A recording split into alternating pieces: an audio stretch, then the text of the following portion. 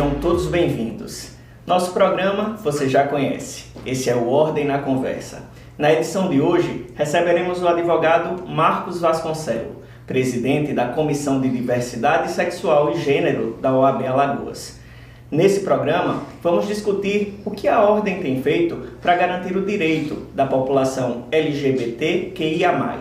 Seja bem-vindo, Marcos. Muito obrigado, Edu. Muito obrigado à instituição por esse espaço, que é muito importante, né, realinhar justamente a pauta da diversidade na instituição, né? A gente sabe da importância, da relevância da pauta, e é um prazer vir aqui falar aqui justamente sobre as informações, né, que envolvem toda essa temática meio polêmica, mas polêmica porque existem resistências, a gente sabe disso, e trabalhar na informação é de suma importância. Diria que é um debate necessário, né, Marcos? Com certeza. Marcos, e para a gente começar, vamos esclarecer a quem está assistindo ao nosso programa o que significa a sigla LGBTQIA+.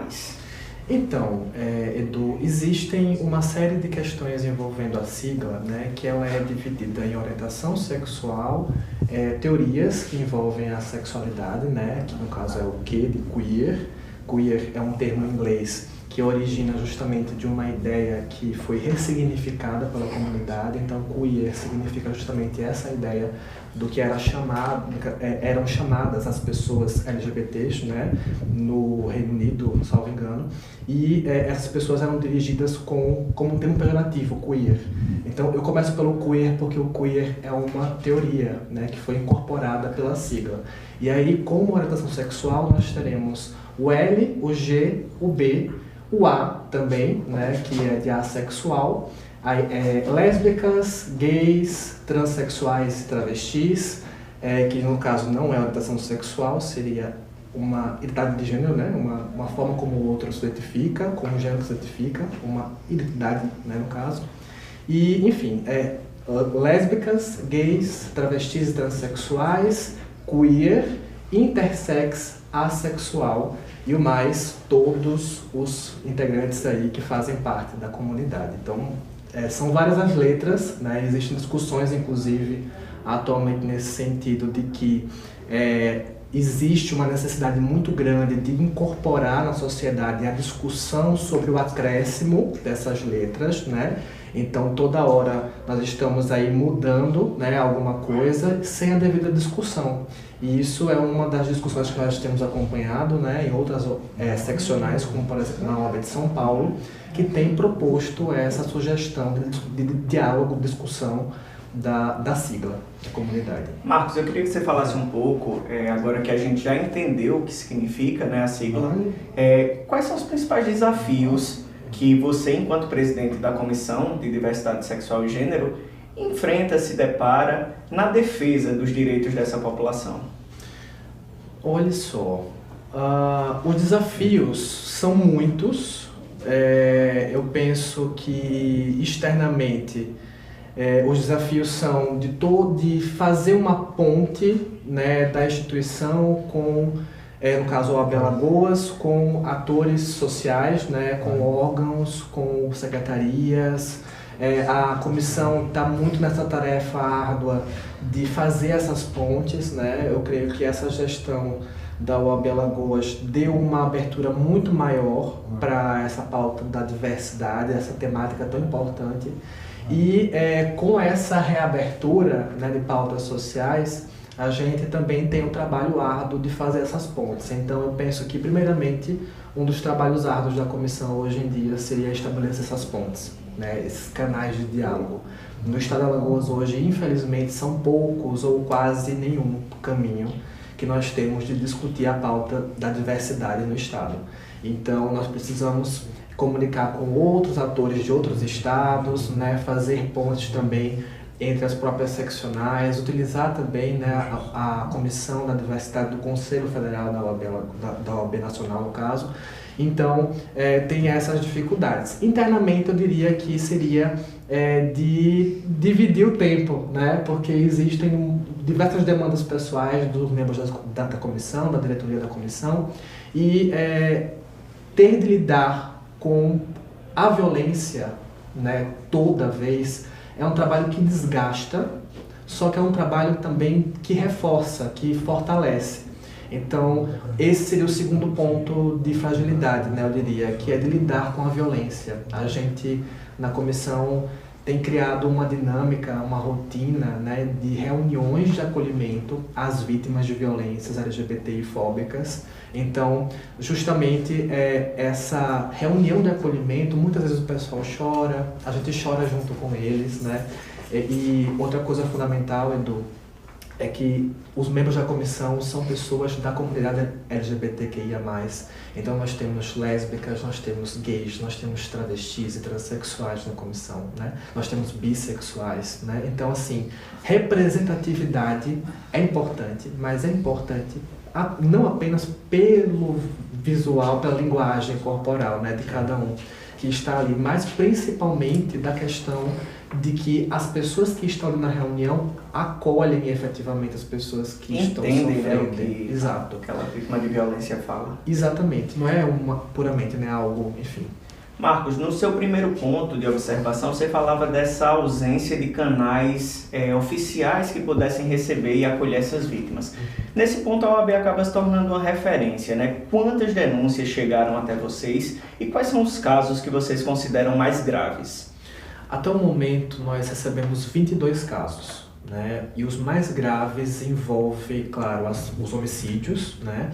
E casos que nós ainda, infelizmente, não conseguimos contato com a vítima. Por exemplo, o caso da Lona Tenório, que teve, né, agora em Palmeira dos Índios, ela foi brutalmente violentada, né, enquanto estava em casa, e 2 pessoas invadiram a casa dela. Nós estamos tentando entrar em contato com ela a todo custo, porque é uma situação muito complicada, mas infelizmente, né, ainda são muito complicadas as formas de contato, principalmente envolvendo pessoas trans, né, pessoas transgêneras. Então, assim, por quê? Porque são pessoas que são muito isoladas, não tem uma rede de apoio disponível.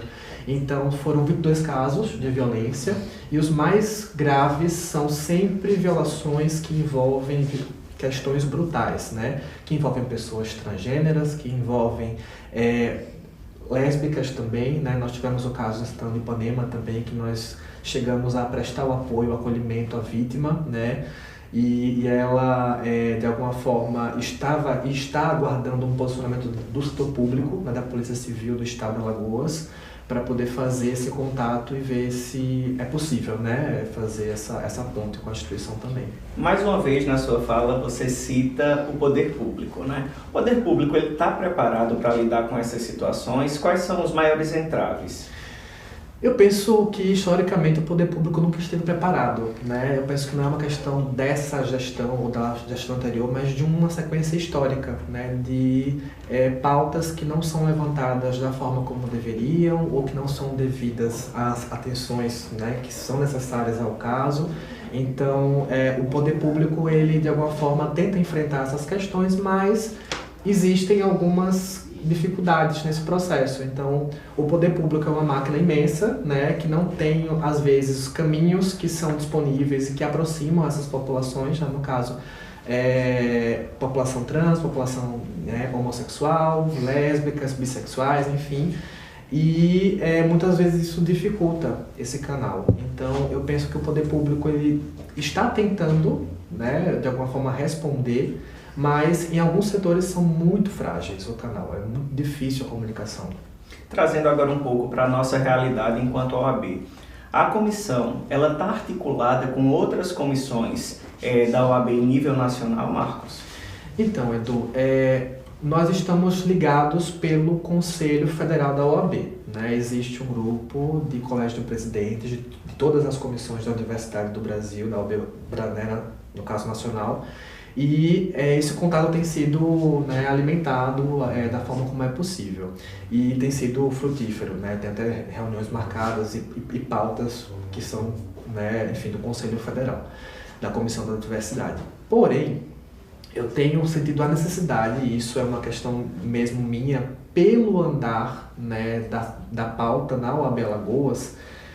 Como eu falei no início, a Comissão da Diversidade é uma comissão nova, então não tem uma cara específica, não tem uma rotina específica, e é uma pauta que demanda uma urgência para ontem, não é uma pauta que é para hoje, é para ontem. Então, eu já conversei com alguns presidentes de algumas comissões da diversidade, por exemplo, da OAB de São Paulo, da OAB da Bahia também. Fiz alguns canais de contato que foram encontros não oficiais, então é mais poder conhecer cada um, ver como é que trabalham, e é assustadora a pauta como ela é colocada em outras OABs, né? Então nós precisamos ter essa referência para poder fazer com que esse trabalho não só perdure agora na Comissão da Diversidade Sexual e Gênero da nossa instituição aqui em Alagoas, mas também para as próximas que virão, né? Não trabalho para agora apenas, mas é para agora, porque ele não pôde fazer antes e que para os próximos que virão também. Você falou aí, você citou anteriormente alguns casos no interior do estado.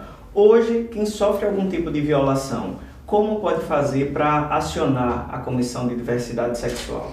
Nós temos, Edu, um número, que é um canal que é utilizado por todas as comissões da OAB Alagoas, que é um número justamente que pode ser disponibilizado, né, para poder entrar em contato.